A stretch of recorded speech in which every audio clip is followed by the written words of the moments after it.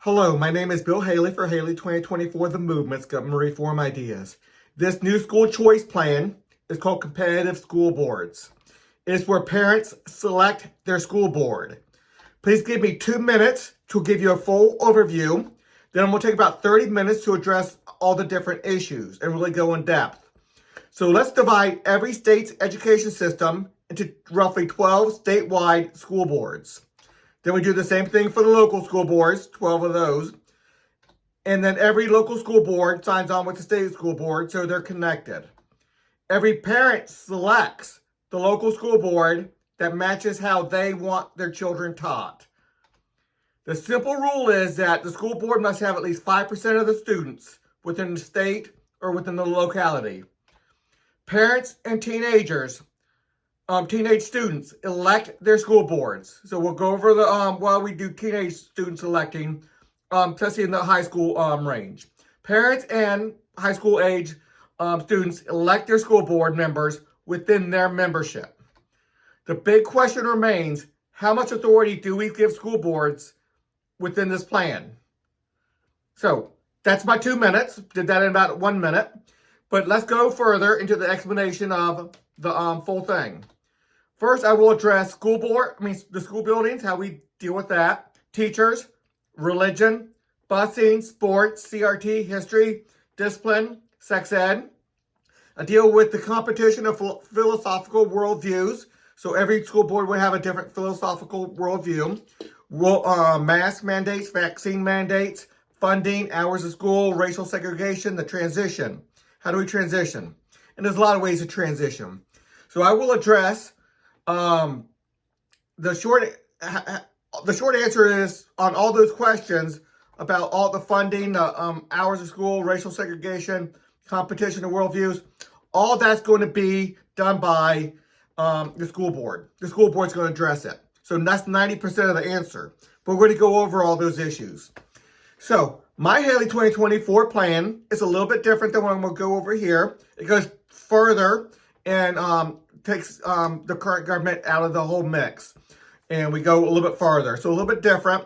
But I'm going to, this is introduction to selected school boards. Selected and competitive school boards. The big question remains, how much authority do we give the school boards? So what are they allowed to do? What are they not allowed to do? How much changes can they make? So it's going to be a lot. Now, some people are not going to want a lot, and that's going to be a debate. The big thing is to go to the competitive school boards. We might have to give in a little bit so we don't have so much leeway, but I think the leeway will start coming once we've proven it with academic results. So as long as academic results happen, we should have a lot more leeway, or the school board should have a lot more leeway in how they address a lot of these issues. So let's go through it. The school buildings. So it doesn't have to be hard. All the school boards will cooperate over the school buildings and classroom space. So how do they do that? Well, the first thing they can do is, well, if one school board has 10%, they get 10% of the school buildings. Other one has 15%, another one has 6%, another one has 8%. They get their percentage of the school buildings. But most probable and more likely is that they're going to get a percentage of the classrooms. And each classroom's not exactly the same. You got bigger classrooms, smaller classrooms, older schools, newer schools. So all that's going to be taken into effect, and the school boards can deal with that. So it's not that hard. And there'll be debates and arguments between the school boards for sure, but it can be handled. Those percentages adjust yearly. So if we just do full schools, that's going to be a little bit weird when we one person gains from 6% to 7% the following year, and another one drops from 9% to 6%. Do they have to give up schools? So it's a little bit better to do school classrooms. So that works. So or they all or most school boards. So they don't have to, but I'm thinking that most of them will want to. Most school boards could have classrooms in every school building. So let's say a school building has 100 classrooms. If you have 8% of the students, you take 8 of the classrooms. If you have 15% of the students, you get 15 of the classrooms. So it depends on how many students you have in that geographic area. and then you can do that school. So it can work out. So you can have many schools within one school building. A school building is just a building. You can have many schools within there. And a school can be in more than one building. So just to let you know that. There is more to discuss about the building, but that is enough to realize that aspect can be achievable. So I'm going to go further into that right now. But all those debates can actually be had, but nothing's too hard not to achieve competitive schools. Now, teachers. Every teacher will have to apply to be with one of the school boards. So you apply to a school board that matches your philosophy of how you want to teach, whether you're more liberal, more conservative, more libertarian, you're more capitalist, more patriotic, more CRT, more whatever you want to be. All those philosophical reasons. You don't have, the teachers can apply to any schools they want to, but they have to hire them. So it's a way to get rid of some of the more poor teachers and really allow the teachers to thrive. It is likely that most teachers will end up with like-minded schools, more political or philosophical or whatever you want to call it, how they want to teach and the like. School boards will have great latitude in setting teacher qualifications. So if you have somebody from the business world that wants to come over and teach a class for a couple hours a week, and that's all they want to do, they can hire them for that because they already have that business skill, maybe in accounting, maybe in a lawyer, or whatever the case may be. They can come over and teach a class, or a scientist, or whatever the case may be. You don't always have to have a teacher's degree. They can set up the qualifications. School boards will have great latitude. I did that one. Okay. It is likely that many school boards within the same school building will share a teacher. So school boards can say, I really like that science teacher. That science teacher is not going against our political philosophy or moral philosophy or whatever. It's just a science class. That teacher does a really good job, and two schools can share. That way you got more productivity, better efficiency, and the like. This model has a real possibility of teachers being sole proprietors. So if a teacher wants to set up their own business and just be hired by several different school boards, I'll teach for this school on Monday, that school on Tuesday, whatever the case may be. Maybe in the morning on one school and in another school and another in the afternoon. So, and maybe one on Saturday, however they want to do. But they have to, they're a business. They are autonomous, and they can make the deals with the different school boards and selling their services to many different schools or school boards. The possibilities, I say it was supposed to be the possibilities expand rapidly. Super teachers. Let's say that somebody's really good at it and they want to create an online or on-demand tutors. Will likely flourish employing retired teachers and those with experience in the workforce. So that can happen. So you can get retired teachers coming in for a class or two to give them some extra income, or online and on demand. They can connect with a school board, pay them, and be a resource for them.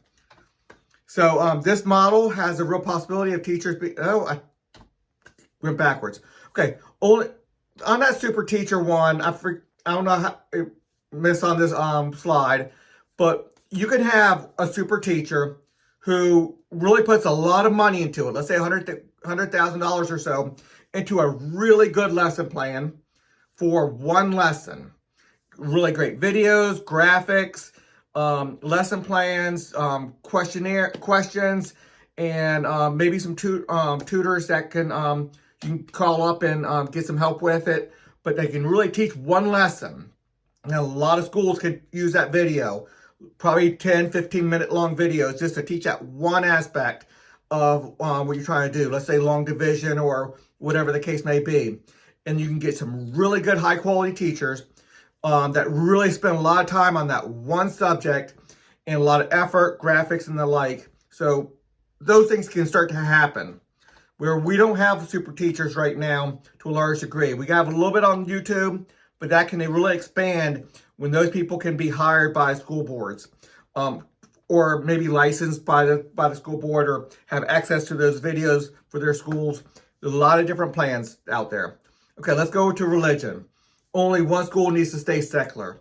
There's no reason and to have all the schools go totally secular. Anybody, any parent has a right to say, I only want to go secular with my child. Not a problem. Pick that school board. The other ones can introduce religion, whether it's Jewish, Christian, different aspects of Christian, the Catholics and the Protestants and the Methodists and the like. Different other religions can come into play. Not a problem. The Supreme Court has been very clear on this. In Mitchell v. Helms, Justice Thomas stated, in short, nothing in this Establishment Clause requires the exclusion of pervasively sectarian schools from otherwise permissible aid programs, and other doctrines of this court bar it, means forbid it. This doctrine born of bigotry should be buried now. So there should not be any problem with the Supreme Court or the courts on this matter. It's totally constitutional, and actually the current system is unconstitutional because it inhibits religion. If you want to get the benefit of a government-funded education, you have to give up your right to religion for those 6 hours a day, 180 days a week for 12 or 13 years. Okay, end that subject for right now. No parent or student will be forced to learn religion, because they can always go to that secular school board, or to be void of religion for 6 hours a day for 180 days a year. So there might be, some people think that there's a ban on government spending on religion. Sure, not a problem. They get to pick. They're actually paying for the academics. Now, if you have one school that just does religion and no academics, they're not going to be qualified under the school as a school board. They have to get the academics right. If they get the academics right, they and they have academic success and achievement, then they can do that. Now, if all they do is religion and that's it, and they're not learning math, history, reading, writing, anything else, then yeah, you're not a school board at that point. There will be a minimum academic achievement that you have to do. So, okay, anyway, let's keep on going. As long as parents have one school board that is secular, others can introduce religion with the academics. It is highly likely that most, if not all, private religious schools will find a friendly school board that will allow them to operate without changing anything. So the local Catholic school, the local Christian school where you are, they will go right under the school board, get the funding that everybody else gets per student without having to change anything they're doing, because right now they're already very successful academically. Where there is a will, there is a way for busing. And I'm not going to say I know the exact way right now. A lot of people can work on this. Different cities will do it differently, and lessons will be learned, and that issue will be solved. And most likely people are going to go somewhere local anyway, probably to the current local school, where they just get to choose what school board is controlling the teachers in that aspect. Sports, again, where there's a will, there's a way. Most school boards will cooperate. Some can go on their own, no problem. But people know that when they're picking the school board. Most people are going to want school boards that cooperate with sports, allow people from different religions, people from different political views, people from different schools. They're in that same building to gather together and make a team. And most people are okay with that. So, but local school boards, the school boards can make those decisions, but it's highly likely that most people want the school boards to cooperate. So that's what they will do, because they have to cater to the members, their students, to their parents. There are people that take sports very seriously, and others that want to be more laid back with the sports. They want to participate, compete, but winning is not 100% everything, and it has to be 80 hours a week, training. They want a more balanced life, but they want the enjoyment of the sports, the exercise of the sport. So there's different ways to look at it, and everybody's differently. School boards can have whatever system they want to have. So let's keep on going. CRT, big topic today, is big controversy.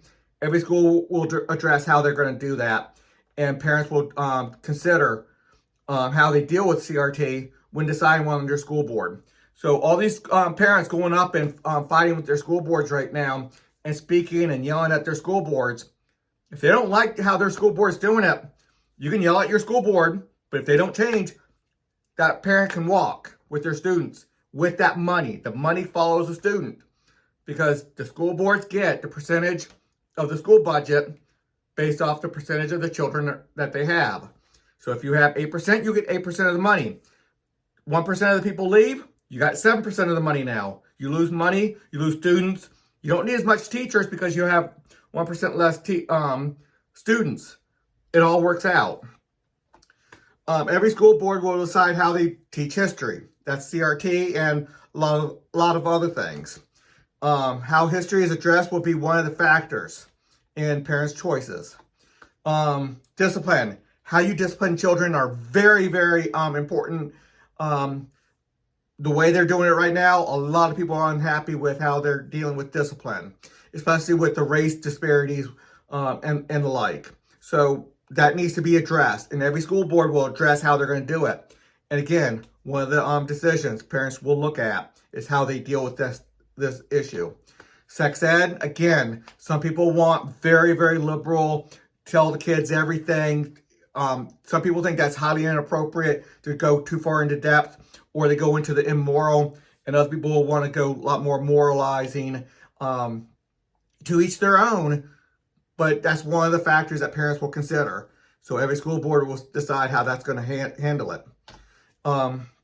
So controversial issues, so same thing. Every school board will decide, and parents will use that to consider how what school board to join. And okay, and if I didn't say it before, yeah, I did say it, but just remember, the members that chose that school board elect that school board members. So you first select your school board, then those members elect the leaders. Okay, competition of philosophical worldviews. This is wide open now. Every school board will have a philosophical worldview. Some people think that capitalism is oppressive. Some people think socialism is oppressive. That's a worldview. A lot more worldviews out there. How to deal with creationism versus evolution. How to deal with different science aspects of things that are a little bit controversial. There's a lot of worldviews out there. And again, school boards will deal with those. Mask mandates, obviously a hot topic right now. Every school board will decide whether it's virtual school or going to school live, how they deal with masks and then the vaccine. Again, everyone will decide. Now, obviously, you have a little bit more difficulty. If you have 10 schools within the same school building, then you might have to have the school boards come to an agreement on what happens within that school building.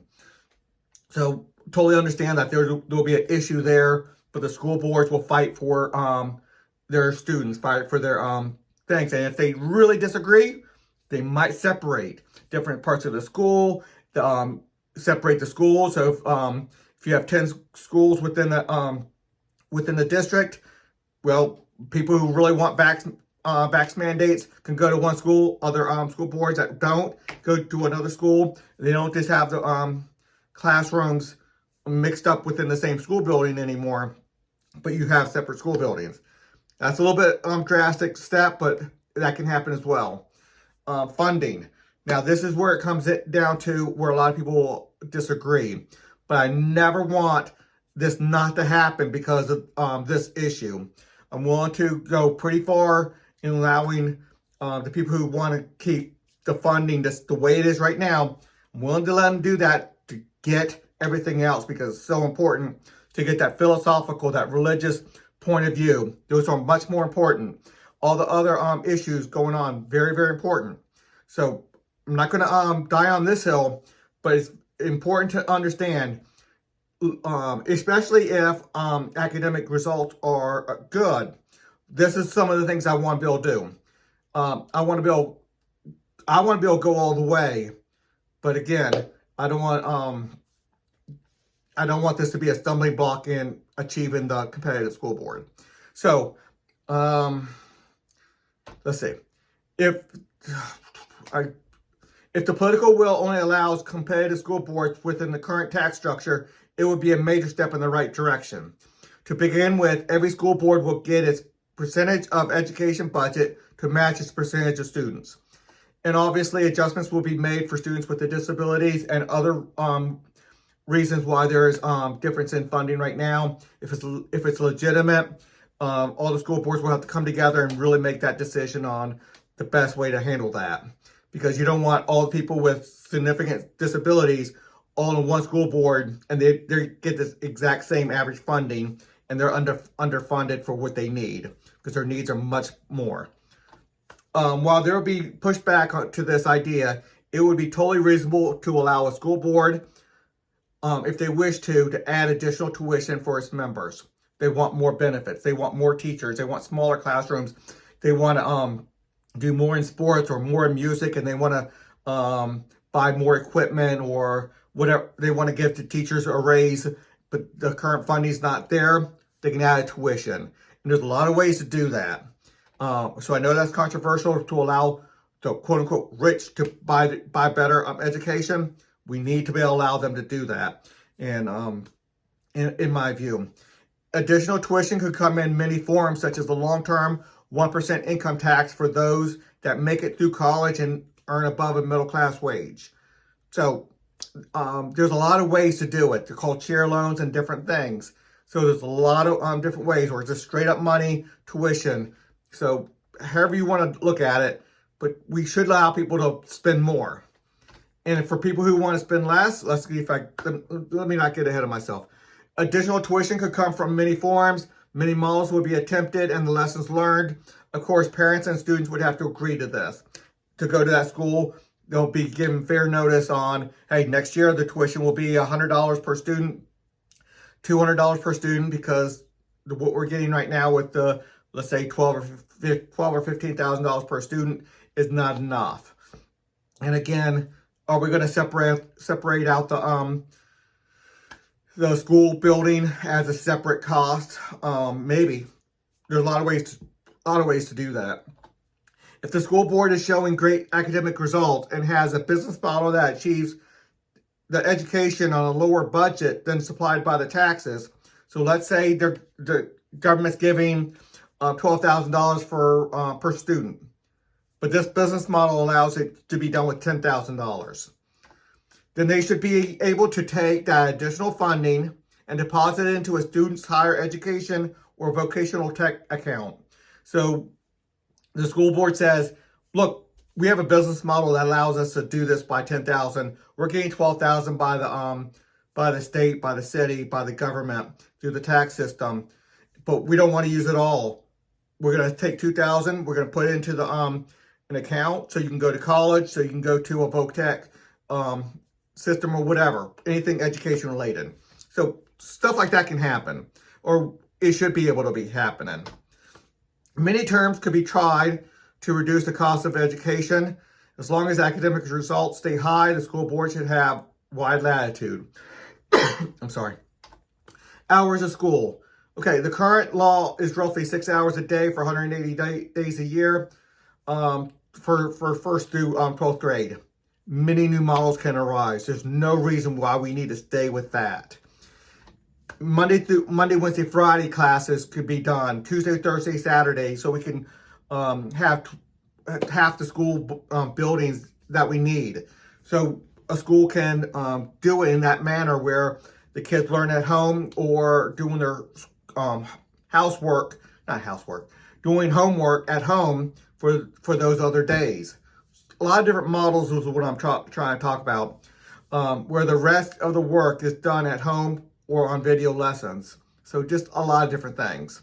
So I'm not saying that that's how they have to do it. I'm just saying there's possibilities out there such as that.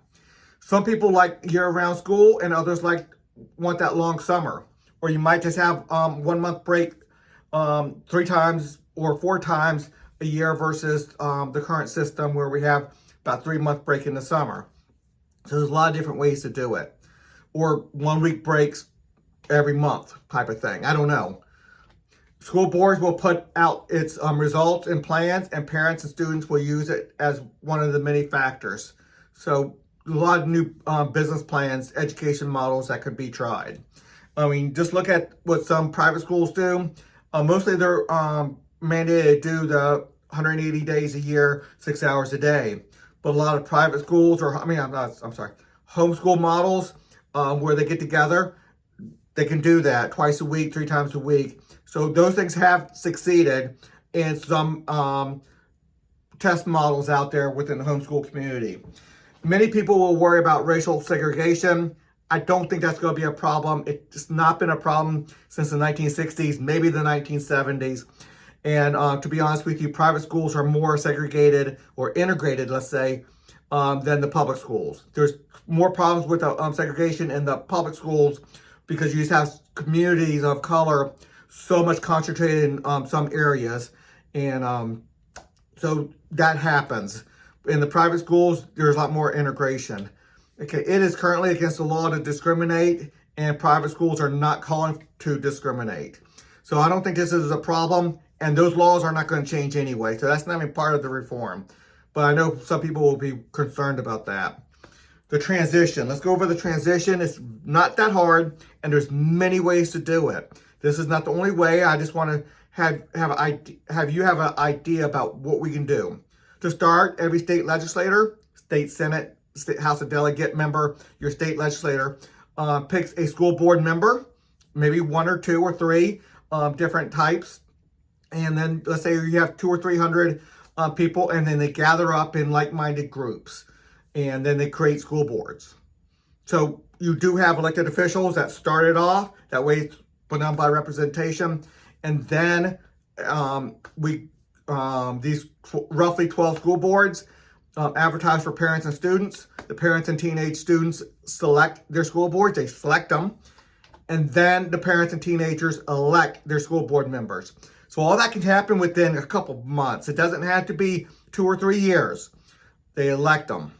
And there are so many issues that the school board will address. No issue is too large that require a monopolized school board. So some people might come up with a reason why this cannot happen. There's no issue too large that cannot be addressed. And if they claim that there is, maybe there can be a few things that's monopolized across all the school boards, where one policy has to go across all school boards.